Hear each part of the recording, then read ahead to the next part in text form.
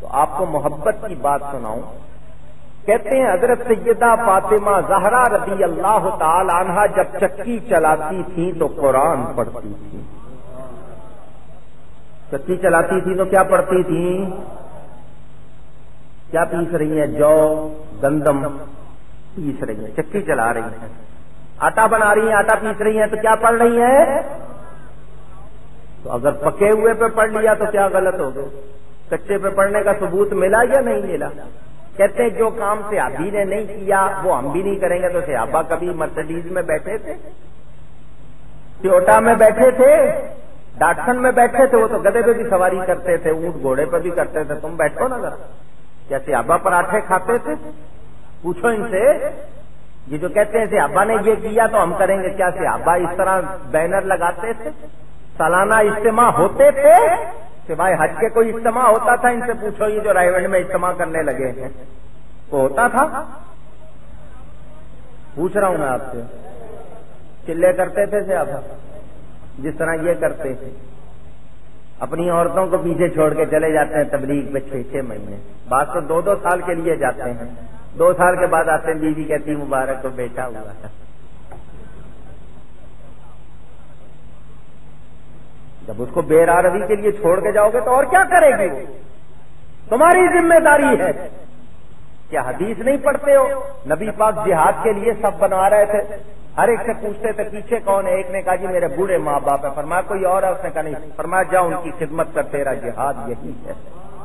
بخاری میں حدیث پاک موجود. اور گھروں سے نوجوانوں کو لے کے چلے جاتے ہیں. اپنی عورتیں سنبھالی نہیں جاتی، دوسروں کو تبلیغ کرنے چلے. اور تبلیغ کہاں کرتے ہیں؟ کبھی ان کو آپ نے دیکھا سمندر کے کنارے جہاں لوگ ننگے نہاتے ہیں وہاں تبلیغ کرتے؟ سینما کی گڑکی پہ کرتے ہیں؟ جوا خانے میں کرتے ہیں؟ شراب کے اڈے پہ کرتے ہیں؟ سنیوں کی مسجد میں آتے ہیں یا رسول اللہ کہنا ہے، شیر کہنا ہے. یہ تبلیغ ہو رہی ہے. اس کا نام. وہاں افریقہ میں مجھے ملے، مسجد میں آئے ہوئے تھے. میں نے کہا مسجد میں تبلیغ کرنے کیوں آئے ہو؟ جاؤ نا کالوں کو جا کے تبلیغ کرو. کہنے لگے جی وہ مارتے ہیں. جاؤ نا پھر مار کھاؤ. جتنے حلوے لب دینے اتنے آ جانا. مار کھاؤ. کیا نبی پاک نے طائف کے میدان میں پتھر نہیں کھائے؟ کیا نبی پاک نے مکے کی گلیوں میں مار نہیں کھائی؟ لوگوں نے مارا نہیں، آپ کو تکلیف نہیں پہنچائی. جہاں حلوے ملتے ہیں وہاں آ جاتے ہو، جہاں محنت ہوتی ہے وہاں جاتے نہیں ہو. یہ کہے کی تبلیغ ہے؟ تبلیغ یہ ہے کیا لوگوں کو بے ادب بنایا جائے، گستاخ بنایا جائے؟ تبلیغ تو تب مانتے کہ تم لوگوں کو نبی کا غلام بناتے، تم نبی کا عاشق بناتے تو ہم مانتے. تم نے جو کام کیے وہ ہرگز مسلمانوں والے. میرے دوستوں اور بزرگوں، بات دور نکل گئی. میں عرض کیا کر رہا ہوں، ان لوگوں کے لیے صرف اعتراض ہی اعتراض ہے، یہ ماننے والے نہیں. لیکن جب قبروں میں جائیں گے نا تو ان کو پتا چل جائے گا. دیکھیں نا قبر میں جانا، وہاں سوال ہوگا من ربوں کا، بتا تیرا رب کون؟ مومن جواب دے گا ربی اللہ، میرا رب اللہ. دوسرا سوال ہوگا ماں دینوں کا، تیرا دین کیا ہے؟ مومن کا جواب ہوگا میرا دین اسلام ہے. آج حکومت کو پوچھنا پڑ رہا ہے شریعت نافذ کریں یا نہ کریں. یہ ملک بنایا شریعت کے لیے تھا. ہمیں حکومت کی شریعت نہیں چاہیے، ہمیں شریعت کی حکومت چاہیے. ہم اسلام کے سوا کوئی اور قانون ماننے کو تیار، کیونکہ ہمارا دین کس نے پسند کیا ہے؟ رب نے پسند کیا ہمارے لیے، ہمیں عطا کیا. ہم رب کے دین کے سوا کوئی اور دین چاہتے نہیں. میرے دوستوں اور بزرگوں، تیسرا سوال ہوگا، نبی پاک قبر میں آئیں گے، زیارت ہوگی، فرشتے پوچھیں گے ما کنت تقول فی حق ھذا الرجل. ھذا اس میں اشارہ قریب کے لیے. یہ مرد کامل جن کو دیکھ رہا ہے، بتا ان کے بارے میں کیا کہتا تھا. ما کنتا ماضی، بچے بھی جانتے ہیں ماضی گزرے ہوئے زمانے کو کہتے ہیں. فرشتے پوچھیں گے ان کے بارے میں کیا کہتا تھا. کیا کہتا، یعنی کہ کیا کہتا ہے، کیا کہتا. کہیں یہ تو نہیں کہتا تھا ہمارے جیسے ہی بشر ہے، کہیں یہ تو نہیں کہتا تھا مر کے مٹی میں مل گئے، کہیں یہ تو نہیں کہتا تھا ان کو دیوار کے پیچھے کا علم نہیں، کہیں یہ تو نہیں کہتا تھا ان کو کوئی طاقت نہیں، کچھ نہیں کر سکتے. معاذ اللہ ثم معاذ اللہ. یہ جواب دے سکتے. اعلی حضرت سے بھی تو سوال ہوا ہوگا. انہوں نے جواب پہلے ہی تیار کر لیا، دنیا میں ہی جواب تیار کر لیا کہ جب قبر میں سرکار آئیں گے اور فرشتے پوچھیں گے کہ کیا کہتے تھے، تو میں کہوں گا سرور کہوں کہ مالک کو، مولا کہوں تجھے، قربان جاؤں اعلیٰ حضرت۔ اتنے بڑے عالم، 1000 سے زیادہ کتابیں لکھی، تو سب تو کتابیں پڑھ نہیں سکتے تھے، عربی، فارسی، اردو، اور اتنی کتاب نہیں ہوتی کہ سب کے پاس پہنچ جائے۔ شاعری بھی کی، قرآن حدیث کی ترجمانی کر دی تاکہ جس کو کتاب نہ پہنچے شعر کے ذریعے نبی کے عشق کا پیغام پہنچ جائے۔ فرماتے ہیں فرشتوں نے آنا ہے، آ کے پوچھنا ہے کہ تو نبی کے بارے میں کیا کہتا تھا، تو میں کہوں گا میں کہتا تھا سرور کہوں کہ مالک کو، مولا کہوں تجھے، باغ خلیل کا گلے زیبا کہوں تجھے۔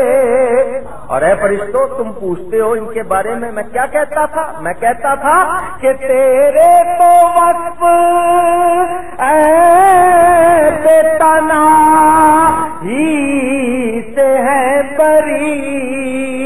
یا رسول اللہ، اللہ نے جو آپ کو خوبیاں دی ہیں ان کی کوئی انتہا نہیں ہے، ہمیں پتہ ہی نہیں چلتا کہ اس خوبی کا کمال کتنا، ہم سوچتے رہ جاتے ہیں، سوچ ختم ہو جاتی ہے، آپ کی خوبی کا کمال ختم ہوتا، اور اتنی خوبیاں ہیں کہ ان کی کوئی انتہا نہیں۔